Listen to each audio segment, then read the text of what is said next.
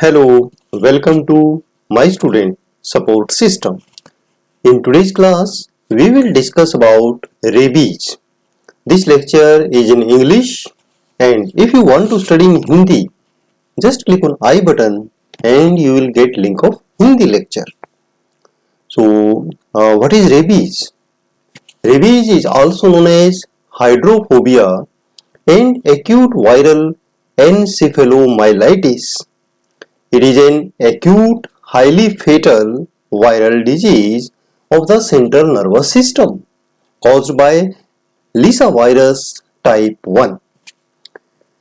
It is transmitted to men usually by bite or licks of rabid animal.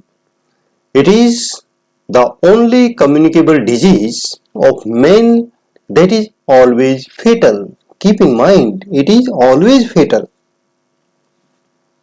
Rabies is a worldwide disease. It occurs in more than 150 countries and territories.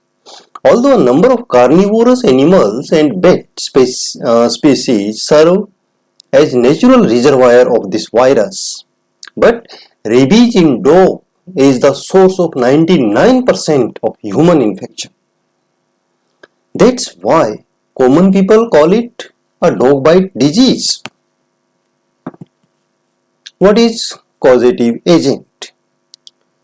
Rabies is caused by rabies virus, means it is a viral disease which is rhabdovirus of genus Lissa virus. It is a bullet-shaped neurotropic RNA virus.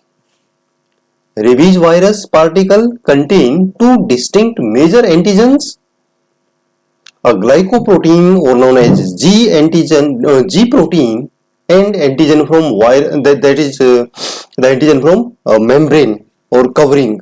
We can also say the envelope antigen, while the inner is nucleoprotein antigen or N antigen. So this is N antigen and G antigen. The virus is excreted in saliva of affected animal. Causative agent. Rabies virus replicates in the muscles or connective tissue cells at or near the site of bite, means where the rabid animal has bitten. Before it attaches to the peripheral nerves and enter into the peripheral nerves, and through nerves it ascends towards the central nervous system, and following the infection in the central nervous system, it again spreads towards the peripheral nervous system of whole body, including skeletal and myocardial muscles and adrenal glands and skin as well. So first it will go towards central nervous system and then again towards peripheral nervous system. What is mode of transmission? How it spreads? Biting of wild or domestic animal can spread rabies. But here the point is that the animal should also have rabies. Basically it is a animal disease. So when they are infected with rabies, then they can spread the disease, such as dogs, fox, coyotes, wolves, jackals, skunks, raccoon, mongoose, and other biting mammals. In developed countries, dog remains the principal reservoir or main source of transmission of the disease. Virus enters our body when a rabid animal or infected animal bite because its saliva contains virus. So person to person transmission is theoretically possible, but it is very rare and it is not well documented, whether means there is no record available that it is transmitted. but possibility is there. The incubation period in men is highly variable, while in animals it is 7 to 10 days or before it less or even less, but in human commonly it is 1 to 3 months, means wide range is there. Following exposure it may vary even 7 days to many years. Okay, so this is wide range. This is depends upon many factors such as the site of bite, where the bite is there, in the periphery or near the central nervous system, severity of bite, number of wounds, amount of virus injected, means main difference is viral load, how many viruses have been entered in our body, species of the biting animal, protection provided by the clothes, and first aid or treatment undertaken. Clinical manifestation of rabies. The disease begins with headache, malaise, sore throat, slight fever lasting for 3 to 4 days. But soon the symptoms related to nervous system starts, such as patient is intolerant to noise, intolerant to bright light, that is photophobia, and aerophobia also means fear of air. When the air is blowing near the mouth, then there is severe muscular spasm, especially of pharyngeal and neck muscles. Client feels that someone is constricting the airway. So this is known as aerophobia. The symptoms are progressively aggravated. Even liquid swallowing becomes difficult. And at later stage, there might be even sight or sound of the water may provoke spasm of the muscles of deglutition. This is the characteristic symptom of hydrophobia, or we can say a fear of water. The patient may die abruptly during the convulsion, or may pass toward the stage of paralysis or coma and then die. So finally, the chances of death is very high, at nearly 100%. So there is no cure, only prevention. Diagnostic investigation of rabies. How you will diagnose? A clinical diagnosis of hydrophobia can be made on the basis of history of the bite of a rabid animal and characteristic signs and symptoms. So based on the signs and symptoms and plus history of dog bite or any disease spreading animal, and rabies can also be confirmed in the patients in early illness by antigen detection using the immunofluorescence of skin biopsy and the virus isolation from the saliva or other body secretions. What is the treatment of rabies? Just I have told that there is literally no cure for the disease. Only case management is there. The patient should be isolated in a quiet room, protected as far as possible from the external stimuli such as bright light, noise or cold or draughts which may precipitate the spasm and convulsions. The patient should be treated with sedatives such as morphine to relieve pain and anxiety. Muscle relaxants may be given and adequate hydration is maintained. And ICU care may be needed to provide respiratory and cardiac support in severe condition. But finally, the chances of death is 100%. So, the main focus should be on prevention. So how this disease is prevented? First of all, register all and license and immunize all the dogs and cats in NGT countries. What is NGT countries? Means the countries where this disease normally spreads. Educate pet owners and the public also on the importance of restrictions for dogs and cats.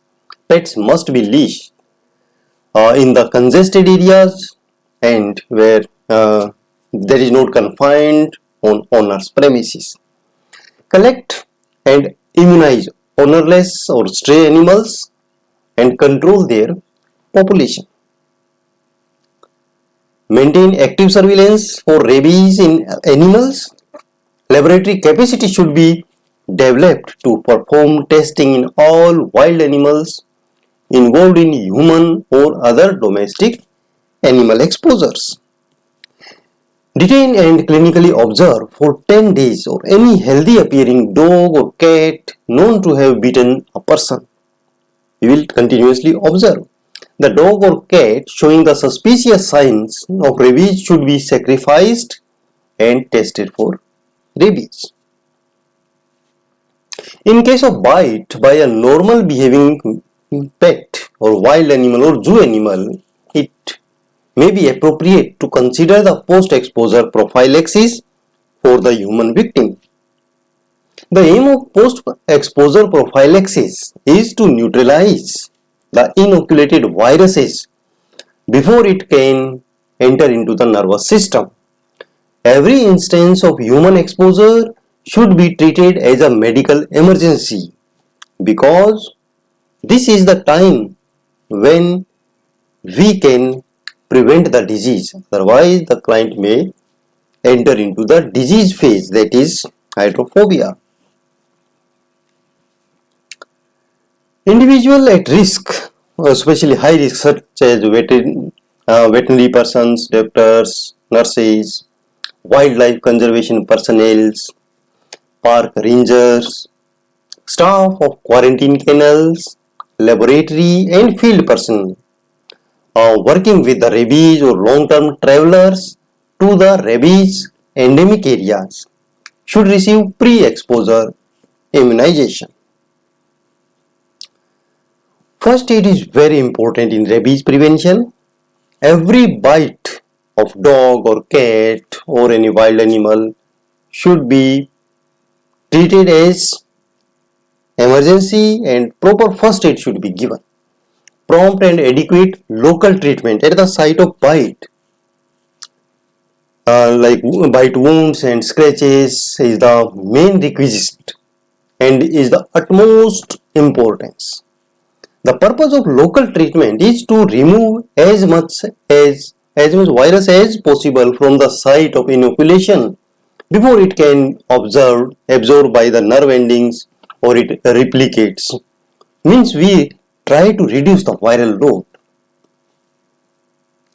Immediate flushing and washing of the wound or scratches and the adjoining areas with plenty of soap and water, preferably under the running tap, for at least 15 minutes is very important in the prevention of human rabies.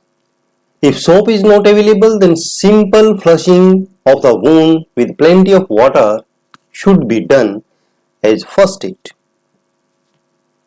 Whatever residual virus remains in the wound after cleaning should be inactivated by irrigation with the virucidal agents such as alcohol 400 to 700 ml in per liter. So means 40 to 70% tincture or aqueous solution of iodine or povidone iodine.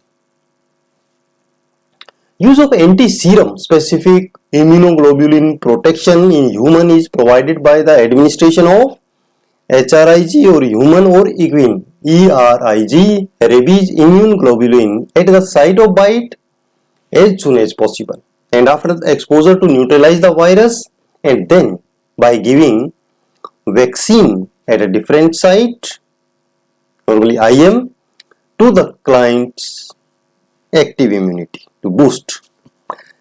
Immunization with purified cell culture vaccine and embryonated egg-based vaccine have proved to be safe and effective in preventing rabies. These vaccines are used for pre-prophylaxis, pre-exposure prophylaxis as well as post-exposure prophylaxis. 1 ml dose is given at 0, 7 and 21 days intramuscularly. Then reporting of all cases to the local health authority is very important to prevent the control the rabies and actively search the rabid animals in the area. Then isolation, contact isolation for respiratory secretions for the during of illness and is also equal importance. We can prevent the further spread. Then disinfection, concurrent and terminal disinfection of saliva and the articles soiled with the saliva and other body fluids of the patient is recommended. Although the transmission from a patient to the attendant or attending personnel has not been documented, but immediate attendants should be warned of the potential hazard of infection from saliva. So they should wear the rubber gloves, protective gowns and to do the protection to avoid exposure even the droplets like coughing patients. So in this way you can prevent the rabies. Students, to watch such type of videos you can subscribe the channel, like Facebook page and for making your notes visit mynursingstudents.blogspot.com. You can follow me on Twitter, Instagram and join Facebook group Nursing Notes. Thank you. Have a nice day.